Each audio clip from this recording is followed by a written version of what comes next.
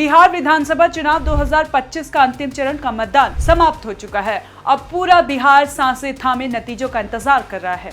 तीसरे चरण के साथ ही आज लोकतंत्र का सबसे बड़ा पर्व अपने निर्णायक मोड़ पर पहुंच गया है। इस चरण में 3,70,00,000 से ज्यादा मतदाताओं ने 122 सीटों पर अपने मताधिकार का इस्तेमाल किया है। अब 1,302 उम्मीदवारों की किस्मत ईवीएम में बंद हो चुकी है। इनमें मुख्यमंत्री नीतीश कुमार की अगुवाई वाली सरकार के आधा दर्जन से ज्यादा मंत्री भी शामिल हैं, जिन्होंने आज जनता की अदालत में अपनी राजनीतिक परीक्षा दी है। 45,399 मतदान केंद्रों पर वोटिंग हुई, जिनमें से 40,000 से अधिक केंद्र ग्रामीण इलाकों में रहे। यानी एक बार फिर गांव का जनादेश ही तय करेगा कि पटना की कुर्सी पर कौन बैठेगा। महिलाओं की भागीदारी भी रिकॉर्ड स्तर पर रही। कुल मतदाताओं में 1.75 करोड़ महिलाएं शामिल रही, जो इस बार बिहार के राजनीतिक समीकरणों को नई दिशा दे सकती है। अगर सीटों की बात करें तो हिसुआ, नवादा में सबसे ज्यादा 3 लाख मतदाता हैं, जबकि लौरिया, चनपटिया, रक्सौल, त्रिवेणीगंज, सुगौली और बनमखी में सीटों पर सबसे ज्यादा प्रत्याशी मैदान में हैं, जिससे मुकाबला और भी दिलचस्प बन गया है। पहले चरण में 121 सीटों पर 65% से अधिक वोटिंग दर्ज हुई है और अब तीसरे चरण के बाद माहौल साफ है। बिहार ने बदलाव और भरोसे के बीच अपना फैसला कर दिया है। अब 2025 के बीच इस चुनावी संग्राम का अंतिम रणघोष बाकी है।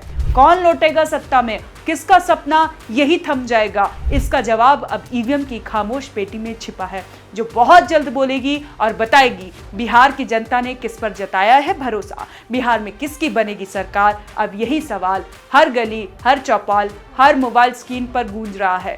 किसको भरोसा है नीतीश कुमार की सधी हुई सियासत पर, तो कोई मानता है इस बार तेजस्वी यादव का युवा कार्ड खेल पलट सकता है। जनता ने अपना फैसला सुना दिया है, लेकिन अब सबकी निगाहें ईवीएम के उन बक्सों पर टिकी है, जिनमें बंद है बिहार के अगले 5 सालों की कहानी। गांव में चाय की दुकानों से लेकर पटना के राजनीतिक गलियारों तक अटकलों का बाजार गर्म है।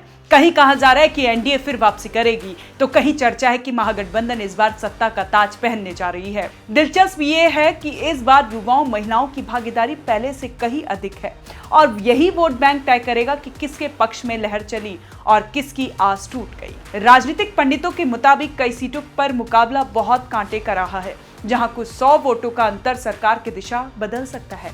अब 2025 का ये चुनाव सिर्फ सत्ता का नहीं, बल्कि जनता के सब्र और नेताओं की साख का भी इम्तिहान है।